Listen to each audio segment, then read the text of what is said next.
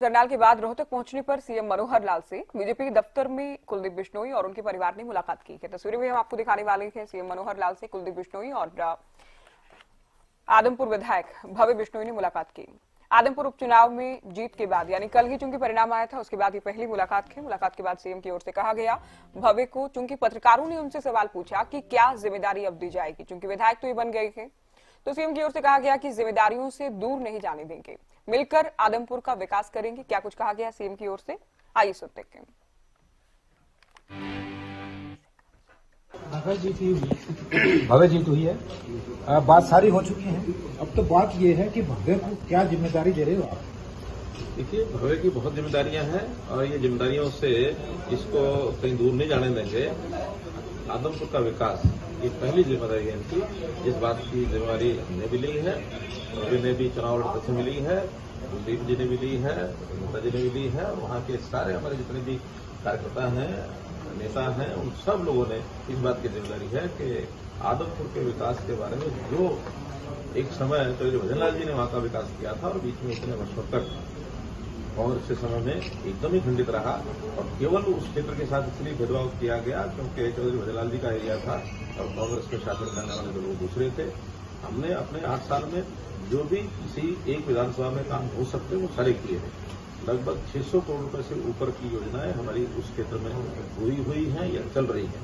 इसलिए अब जो काम है, जो बचे हुए और तेज गति से होंगे, इसलिए उस क्षेत्र को मैं समझता हूँ आसपास के क्षेत्रों से भी आगे बढ़ाएंगे और ये जिम्मेदारी सीएम। राजनीतिक घराना बहुत बड़ा रहा है, राजनीतिक घराना बहुत बड़ा रहा है, निश्चित तौर पर अपनी इनकी गुडविल है।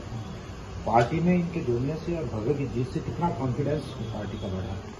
देखिए, पार्टी ने चुनाव लड़ा है, डट करके लड़ा है। भव्य बिश्नोई हमारे प्रत्याशी थे और जब हम किसी प्रत्याशी को मैदान में उतारते हैं तो हर्षवर्धन हमारे संवाददाता रोहतक से फोन लाइन पर हैं। हर्षवर्धन, सीएम को हमने सुना और कुलदीप बिश्नोई मुलाकात के लिए पहुंचे, भाभी मुलाकात के लिए पहुंचे, रेणुका बिश्नोई भी रही। क्या कुछ रहा इस मुलाकात में, क्योंकि देखिए कल ही परिणाम आया था और परिणाम के बाद पहली मुलाकात।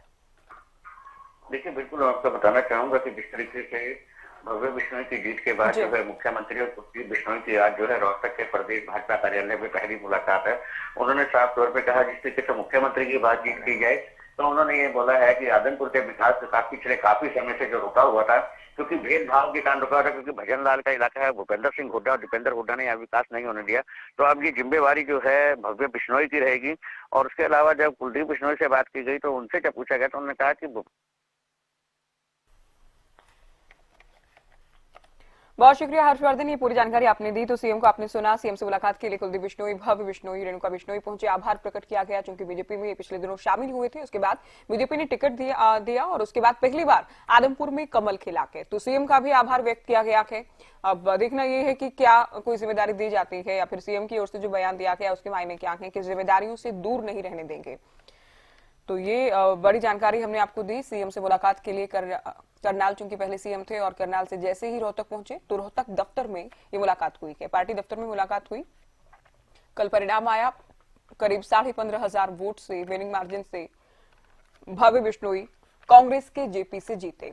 कांग्रेस को हार मिली, हालांकि कांग्रेस भी जो बात लगातार कह रही है कि मार्जिन बहुत कम है, वो भी तब जबकि सरकार के साथ चले गए।